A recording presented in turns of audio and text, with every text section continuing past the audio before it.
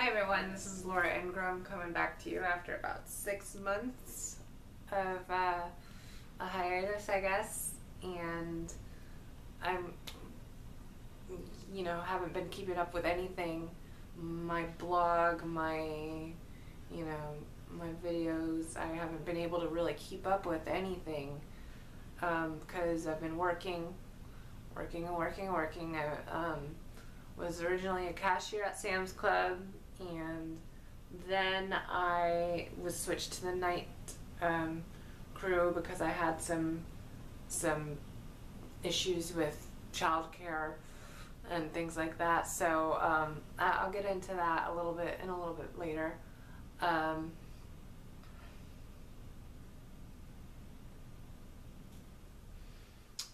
Right now I want to talk about, I've been on hormones about, I've been transitioning about almost 2 years now. I'm going on my 3rd year, I think, in September, and I think it's August. Gosh, I think it is September. Jeez, that's embarrassing. Yeah, I think September will be my 3rd year. Will be the start of my 3rd year. And I've had some changes in the past year. One thing, my boobs, which have not really had a whole lot of growth from the very beginning, they went from an A cup to a B cup this year. I'm still hoping to get a little bit more out of them, especially since in the past year I've had some health and hormonal issues that I've had to address. I was off of estrogen for a little while. I also had some issues with testosterone, even though I already had an orchiectomy. When I went off the spironolactone after the orchiectomy, I had a lot of shedding, a lot of hair falling out, a lot of renewed hair growth, and especially on my face after I've had a lot of laser. I had new hair growth on my face, and basically I don't know why, but I seem to have more testosterone than the average person with no balls. And so I am still on Spiro. And on top of everything, before I wasn't doing things the correct, W-path way. And that is, I didn't have proper medical care, which I wanted to have from the very beginning, but I just couldn't afford it.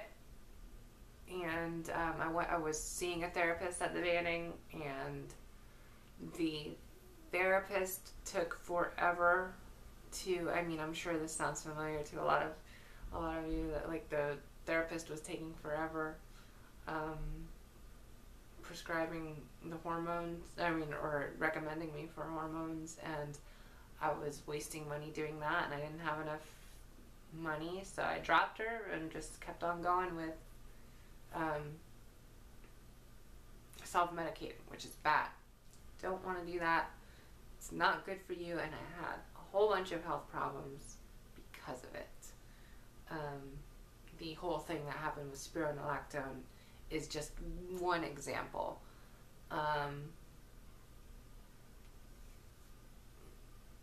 There's a lot of things that have to be kept up with when you're on hormones, which I did try to keep up with by myself. I was able to commission my own blood tests and things like that, but you just need a doctor who knows what they're doing, so you don't have to spend so much time every day looking up stuff online and trying to figure out if something's wrong or not. In the end, it just makes you paranoid, and if you do have health problems like I did, you don't really know what to do. So after I was with Sam's Club for about 7 months, I was finally able to get insurance through the Obamacare, the Affordable Health Care Act. And I mean, you hear a lot of unhappy things about that, but my story, I mean, I was able to find what I consider to be affordable health care, and I work about 25 to 30 hours a week, and only make less than $10 an hour. And I was able to find insurance for about $100 a month, which to me is very affordable, especially considering that my prescriptions are paid for and my doctor's visits are paid for. And if I need to see a specialist, it's $40, I think, to go see a specialist if I need to. And I haven't checked into therapy, which I do want to start again. I'm not sure what the coverage is for that, to see, about getting the final surgery, which is still a long way off because I just can't afford it.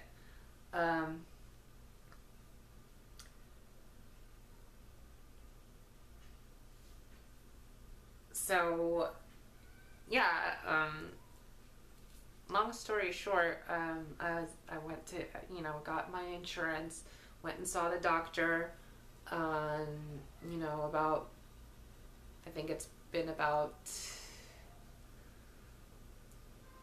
two months since I saw my doctor last, and he took me off, the pills by my request, because I've always heard that injections are better, and I know that there's some debate about that, but I wanted to try it, and so he put me on injections. I'm taking injections, which is nice because then I don't have as much to worry about every day taking. And I got a new prescription for spironolactone, and which I don't have to take very much of. I take about 25 milligrams a day. It's just, I wasn't expecting to have to take any. And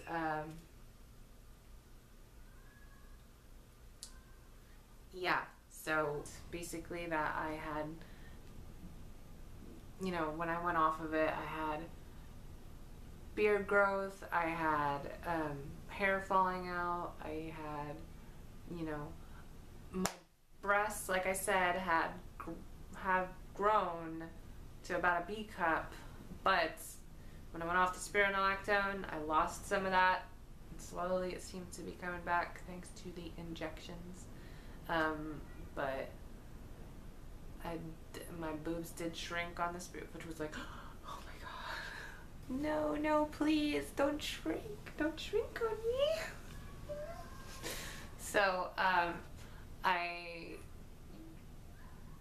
am glad to report that, yes, they're starting to grow again, and, I'm feeling a lot better. Every day is a little bit better. The whole night, I think part of what happened was also the fact that I started working at night, and I think that the combination of that, which does mess with your hormones, changing your sleep pattern like that, does mess with your internal chemistry and will mess with your hormones. And I think it's a combination of that plus the coming off the spironolactone just really floored me for a little while. But I do feel like day by day I'm getting better. Some days I'm better than others, and like for a while I was extremely fatigued, and there was about a week where I just couldn't even get out of bed, and I blamed it on the flu, but I don't think it was just the flu, because it was around that time that I went off of the Spiro and I started having problems. I kind of suspect that I'm maybe a little bit hypothyroid because of all of this. I don't know, but that would surely explain a lot of my symptoms, which I have to talk to my doctor about, because I didn't even find out about this part of it until later. It's kind of a new development. We shall see. Getting away from all of that, so that's one reason why I haven't really done much of anything, because I've just been like, I don't want to, I don't feel good. And I already am working and working and working. You know, the other reasons why is just because of the living situation I was in, and last update that I did, I talked about how I just moved to Tampa, got a new job and things like that, and I also talked about what caused that, which was a really crappy situation between my ex-wife, my ex-boyfriend, and me, and my kids. And yeah, so basically, just to reiterate, we all moved in together in this place. And let me just start off by saying, this whole situation that happened, when I came out, I was like, I am going to change who I am. I am going to be open about everything and talk, and you know, and I was, even though I was still kind of a quiet person, I was a lot more open with things, and I started building relationships better and doing things better. But this past year, because of this whole situation that I'm about to explain in a little bit more detail, I've really lost that side of me, and I felt like I clammed up because I felt like I couldn't talk about the things that were going on with me. I was too embarrassed and ashamed, and felt like I had to, in order to get out of it, and for people close to me, well, unfortunately, the people close to me just have not always been the most understanding, mostly, you know, family. In order for them to understand, I had to fix the situation myself, which I did. Well, I did with the help of my ex-wife, who thankfully is, you know, still here, still my roommate, and we're doing great. Still, you know, financial difficulties, but that's normal. But okay, to go into what happened this past year.